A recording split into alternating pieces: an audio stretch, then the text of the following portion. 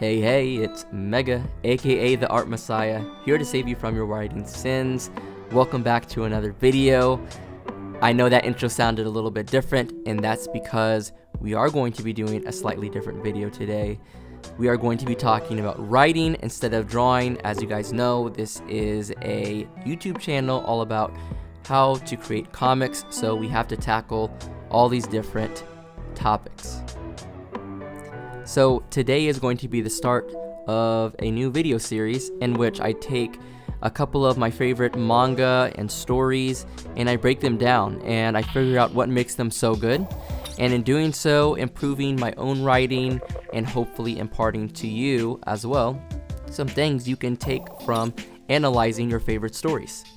The first story that I want to cover is a story found within one of my favorite pieces of fiction, One Piece, and more specifically we're going to be talking about Nami's arc. So quick disclaimer, there is going to be spoilers, so if you have not read One Piece or if you have not read this arc and you do not want to be spoiled, please click away now. Alright, well, let's dive right into it. So one of the things that really drew me into One Piece were the characters and expansive world building throughout the series. So today, we'll discuss how Oda created a page-turner using mystery, world building, and most importantly, a strong character arc to create one of the most engaging arcs in the East Blue Saga. That's right, we're going to be talking about the story of Nami. So first, let me give you a recap of what happened in the plot. At this point in time in the story, our main character Luffy has gathered a group of individuals under his banner called the Straw Hat Pirates. First up, we have Zoro, who is a pirate hunter, and the second crewmate. We also have Nami, who is our navigator, and Usopp, who is the sniper. Now, we hadn't been sailing with this crew for that long, but we had come to understand their reliance on one another to overcome obstacles and challenges. From this, we really see them develop a real sense of trust and friendship in one another, so it comes as even more of a shock when Nami decides to betray them and take the ship that was gifted to the Straw Hat Pirates. After the remaining Straw Hats realize that their ship has been stolen, they decide to chase down Nami to see what's going on, why she took the ship, and hopefully to recruit her back. Nami, on the other hand, is arriving in her hometown island, and the island is taken over by the Fisherman Pirates, and they have taken over the island for quite some time, and we learn that Nami is trying to buy the island from the Fisherman Pirates. Now, she's very close to completing this goal. She only needs a little bit more, but what happens is that the money is stolen by the Marines, which are supposed to be the good guys, but the Fisherman Pirates tip them off that she had all this money and that they should go confiscate it. So the Fisherman Pirates betrayed her, and she basically loses all hope. And even though she was turning away from the Straw Hat Pirates at the beginning, she decides to ask them for help. The Straw Hat Pirates step in, and they decide to fight Arlong and his crew members, which are the Fisherman Pirates. And they do end up defeating him, and the arc kind of concludes with everyone having a giant party, and everything's great and grand. As you can see, the plot is relatively simple and straightforward, but the interesting parts about this story is not actually within the plot, it's about the character arcs that go along with it. So in this video, I'm going to be exploring some storytelling techniques that will draw your readers in to your story and how to make a page turner. So the first part of crafting this masterpiece is that you need to focus in on the setup. Now, the setup is going to do a few different things. You have to establish who the characters are and why they matter, and you have to establish the storm on the horizon or the conflict that they're going to have to go up against. Now, in this case, the storm on the horizon and the threat is foreshadowed very early on in the story, and that's very important for the setup. And it was done so cleverly that I definitely want to point it out here. So before we even get into Nami's arc, we have Sanji's arc right before that, and at the start of that, we have Zoro facing up against the strongest swordsman in the world. His name is Mihawk. And basically, Zoro gets bodied in this fight. He doesn't really stand a chance. And Mihawk is literally using just a fraction of his strength and using a butter knife to defeat Zoro's swordplay. And the reason that I bring this up is that we learn that Mihawk is one of the 7 warlords of the sea of the Grand Line. And so that means that there's basically 6 other people that are like him. And we learn that in the next arc that one of those other 6 people named Jinbei, he has an underling named Arlong, and that's what we're going to be going up against. Now, I do apologize if that sounded a little confusing, but basically we get an idea of how powerful and intimidating this threat is going to be before we even get to the arc, which really sets up a lot of expectations and excitement for the readers going into this. Now, I also want to talk about the setup for the characters in this arc. The main character we focus on is Nami, and she is the only one that really has any character development.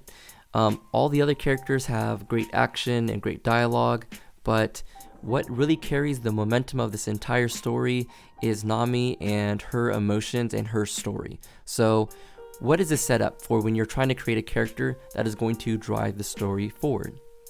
We need 3 main things. And this is taken from Lisa Cron, who has a book about writing stories and also a YouTuber that likes to really point to that book, and her name is Abby Emmons. And what they say is that a character needs 3 things. They need 1, a want, 2, a fear, and 3, a misbelief. So when we look at Nami, we can say that her want or goal in this arc is to buy the island off of the fishermen pirates, but her fear is that she may hurt other people if she does not take the right actions. And so then her misbelief is that she must do this alone in order to protect the people that she loves. So there's actually something interesting about this arc that I want to point out about the character setup, and that is we don't get Nami's wants, fears, or misbelief until maybe a little bit past the midway of this arc. And you might be wondering, how is that okay? Shouldn't we know that at the beginning? And the answer to that question is that we actually have other characters to drive this plot forward until we get to that reveal. And if done right, we can use the mystery of characters' motivations and reasons as a way to hook readers to wanting to read more and learn more about the characters and the world. And when we wait to reveal the characters' motivations until later in the story, we can really create this eureka moment or this aha moment where everything really kind of clicks into place and we understand exactly what's going on, what the characters are doing, and why they're doing it, which can be very, very impactful if you make that really close to the climax of the story. Next, I want to take some time to talk about some specific storytelling techniques that Oda implements within this arc that keeps the momentum going and you flipping the pages and interested in learning about what comes next. The first thing that comes to mind is mystery. Okay? There is mystery in what has happened to this town in the past. There is mystery in what are Nami's motivations and reasons to doing what it is that she's doing. And even just from like scene to scene, there's things where we don't know what the outcome is and we're left on a cliffhanger. For example, early in this arc, it looks as if Nami stabs Usopp and that he's bleeding and that he is tossed into the ocean or kind of left to die pretty much. And those moments when we see characters that we care about are in danger, then it really hooks us in. It makes us really try to understand what the situation is and what the stakes are. Another technique that is utilized often is letting the characters' emotions show. And even if we don't understand exactly what it means yet, The audience is basically able to empathize with the character and try to put themselves in that character's shoes, and if they don't understand, then they're going to want to read further into the story to understand where these emotions are coming from. So, and a great example of this is right at the beginning where Nami actually takes the ship from the Straw Hat Pirates. We see her sailing off, and we see her say that hopefully she can meet these people again. She would love to. And it's not just what she says, it's the fact that she is both smiling and crying while she's saying that we realize that she is being honest with what she's saying.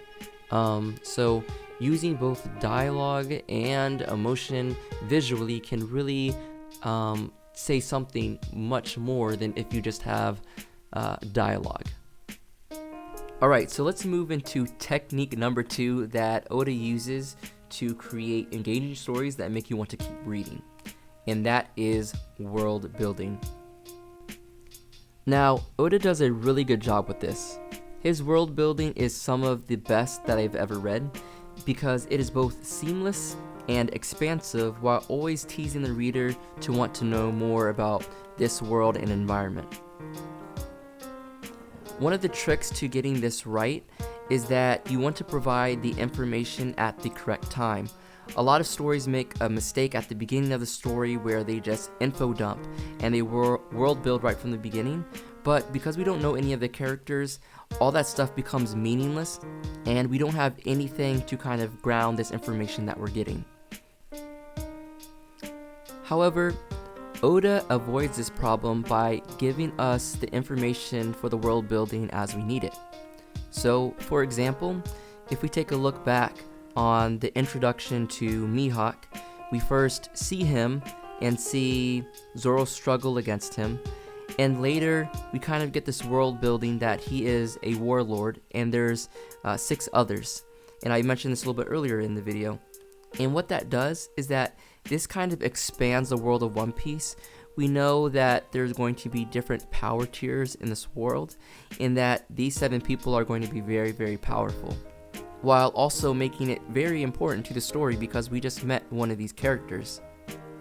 So, moving forward, when we learn about the Fisherman Pirates and we learn about Jinbei and that he was a warlord, we have the context for what that means, and we're starting to expand that world because we're getting character names that we're not meeting yet, but we have the context for what kind of people they could be and how powerful they are.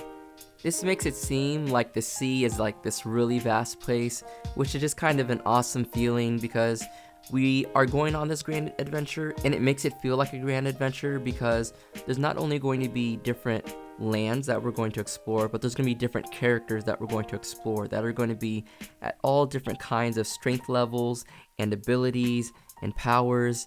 And so it's a world building that is not only fun to take in, but it's relevant for the story at that moment. So my advice to you is to kind of take a similar approach. As you're world building, make sure that it has a tie-in to the plot at the moment and it actually matters to the characters at that moment. So I also just want to talk about a few other couple world building elements real quick, because it's one of those things where it can be subtle and it doesn't have to be in your face when some new concepts are introduced. So one other concept that's introduced in this arc is this idea of sea monsters from the Grand Line, and it is actually one of the pets for the Arlong pirates, and they have brought this sea beast along with them to the Arlong Park. And as that's kind of being talked about and introduced, we actually see it and we see the characters interacting with it. At first, the sea beast is trying to eat Luffy's and Sanji's food, but then Luffy and Sanji get mad at it and they end up beating it up. And we realize that at the Grand Line, there's going to be sea beasts and creatures and fantastical things that we're going to run into. And it's just a quick introduction to that by expanding the world and showing just a small glimpse of what we can be getting in the future. The second thing that I wanted to mention is the fact that they're going up against the fishermen pirates. And so that's a little bit of world building as well, because in this story, we now realize that we're going to be dealing with different races, different species, different kinds of people from all over the place. And so this basically just kind of, opens your mind to what kind of fantastical story we're kind of in the ride for. And again, this is introduced at the time where it's important to the characters because, Nami is going through this. Now, one thing that I do want to explain about world building is that it's good to explain the world building when it matters, but you can definitely foreshadow your world building elements because that just makes your world building feel more intentional. So don't feel that you can't add a lot of world building at the beginning of your story, but it should be one of those things where it's show, not tell. And if people are paying attention, they can pick up on those things, but don't info dump. Don't use text and dialogue to explain how the entire world works. Let the main characters and let the audience learn how the world works through the story, which is going to make it more impactful. Now, let's move into the final technique, and that is having a strong character arc to progress the story forward. Now, despite what people may tell you, story is driven by characters, not plot. And I'll say that again, story is driven by characters. And a character doesn't have to be a human. A character could be someone of a different species. It could be a car, it could be a tree. I mean, you guys have seen Disney movies, you know what I'm talking about. A character is just something that we can relate to because they have something relatable about them. Whether that be some struggle that they are going through, or some history that they've dealt with, some backstory, anything like that. So what we want to do is we want to create a strong character and character arc for people to get invested into the story and want to see it through to the end. So what are some of the important elements that you need in order to make that happen? Well, I'm going to go ahead and give them to you. The number one thing is that you need to make this character relatable. What has this character gone through to make them who they are? And that's why in One Piece the backstories are so critical, because that's where we get all that information. And that's something that you can use in your story as well. And the only thing that you really need to think about is how to place your backstory. Do you want the backstory to be at the beginning of the story? Do you want to build mystery and then actually have the backstory near the middle or maybe even near the end of the story? Do you want that backstory to actually be broken up into sections and given to the reader over time? There's no right answer to this question, but make sure you understand who your character is and where they come from. To me, the most important thing is the obstacle when it comes to the character's relatability. Of course, that backstory is important, and I'm sure there's obstacles in their history and their past, but when we zoom up to the future, we want to know what they're going up against and what they're going to do to try to overcome it. Now, at the beginning of this video, I talked about this a little bit, about a character's want, a character's fear, and a character's misbelief. Now that is really important to build a character, but at this point in time, you need to be thinking about now the obstacle and what it is that they need to overcome, and how can you craft a story around that to make it really engaging. So let's use Nami as our case study. Nami's obstacle is the Arlong pirates, and we see this without even knowing her backstory. We understand that Nami is trying to buy back her village from the Arlong pirates because they are so powerful that there is no other option to get her freedom and the village's freedom back.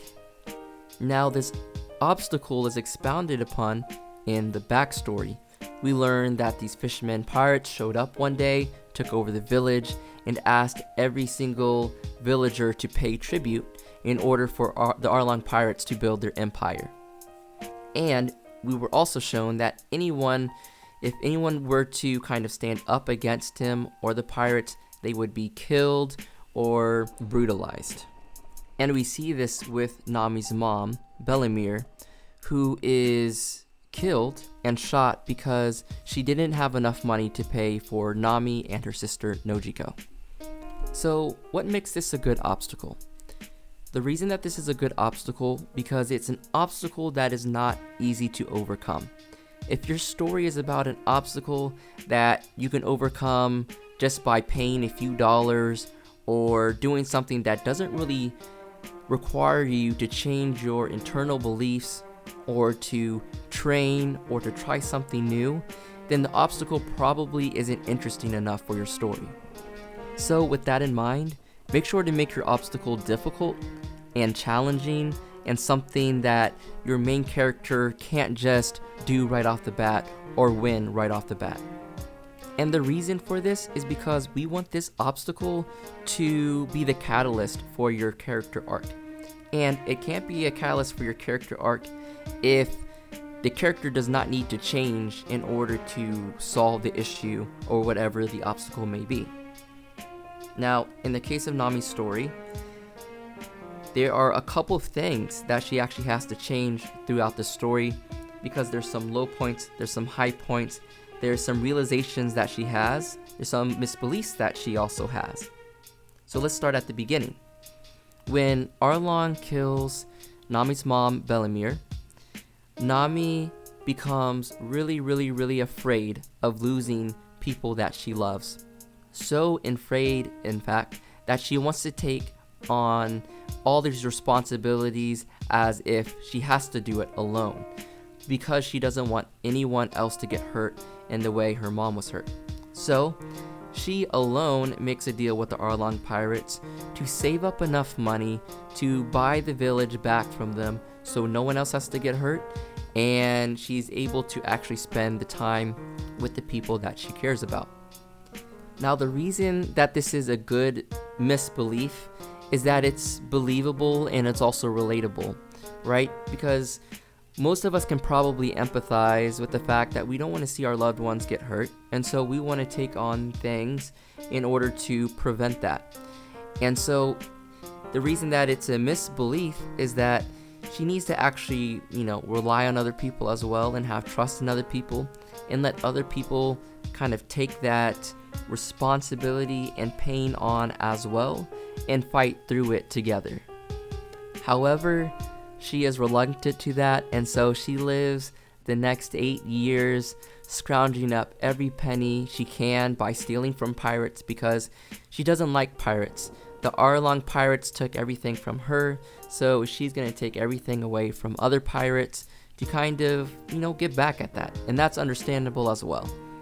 So she goes throughout this entire story, and of course she meets Luffy and the crew and travels with them, and she ends up stealing their money as well, and she thinks that she can do all this on her own. So when her friends show up to help her, she gets really frustrated and really mad because she holds this misbelief. And we see her struggling against this misbelief where she wants to trust these people and she does view these people as friends, but she's not sure how to open up. So it's not until the lowest point of her character arc where she realizes that Arlong is not going to keep to his word. He sends basically this corrupt marine dude to steal all the money that she has, earned over the years to pay off Arlong. And so she is left with nothing again, left to start from scratch. And everyone in the village wants to fight on her behalf because they are just as angry as she is. And she realizes that she desperately needs help. And not only does she realize she desperately needs help because she knew this beforehand, but she realizes that the friends that she has made will actually be there for her and are willing to stand up against Arlong with her as well. So instead of taking the peaceful route, she decides that it is time to go to battle. She accepts Luffy's help, and that is, the turning point for this character, and that kind of ends the character arc in this very emotional and climactic moment. Honestly, one of the best moments in One Piece, and one of the best moments in fiction, where we really see this character overcome a struggle, overcome an obstacle, and most importantly, overcome that misbelief. Alright, so that about wraps it up for this video. I hope you guys were able to see how to create a very engaging story and create a page turner by using mystery, world building, and strong character arcs to kind of guide your audience and your reader through your narrative. This was a ton of fun to make, and honestly, I could probably talk about One Piece forever, and there's also so many other writing techniques that I would love to get into. So if you like this video, make sure to like and subscribe, because I do want to do more content like this, and make sure to leave a comment. Just tell me if this is something that you enjoyed watching, if this was helpful, and if you have any suggestions or recommendations, let me know as well. Alright, without further ado, thank you guys so much for watching, and until next time, peace and deuces.